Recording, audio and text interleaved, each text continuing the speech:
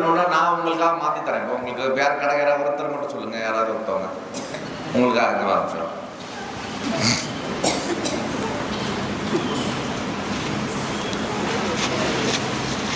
மதுரையா? தொழிலுக்காக கேட்டுருக்க. இப்போ உனக்கு கடன் இருக்கா? கம்ப்யூட்டர் இருக்கு. எவ்வளோ இருக்கு? 40 லட்சம் தானே, ஊதிடலாம். அது ஒரு வழியில் சொல்கிறேன்.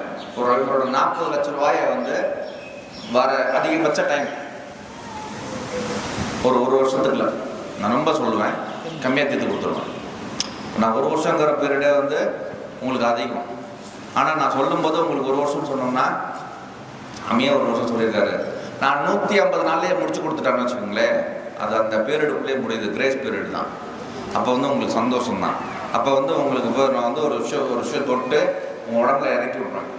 இறக்கி விட்டு மகாலட்சுமியை உங்களை தேடி வர வச்சுருவேன். அது அதிர்ஷ்டமாக வரலாம். நான் சொல்கிறது புரியுதா? இல்லை எங்கேயாவது நம்மளோட இடம் வந்து கம்மியான ரேட்டுக்கு எங்கேயாவது ஒரு மூலவழியில் இருக்கும், அதை வந்து ஒருத்தன் பெரிய வேலை கேட்பான். அது என்ன நடக்கும்னு சொல்ல முடியாது. இல்லை ஒரு தொழிலில் பெரிய ஆர்டர் ஒன்று வரலாம்.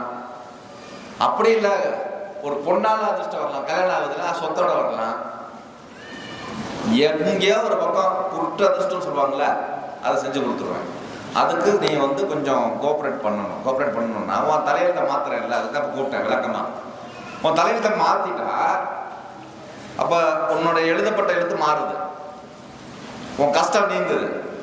ஆனால் கடவுள் என்ன நினைப்பாரு, இவனை நான் பிடிச்சிருந்தேன், இவன் இந்த கோயிலுக்கு போய் இதை ரிலீஸ் பண்ணிக்கிட்டான் அப்படின்னு சபிச்சிருவார். அந்த சாபத்துக்கு ஆளாகக்கூடாதுன்னா நீங்க கடலில் போய் குளிச்சோம்.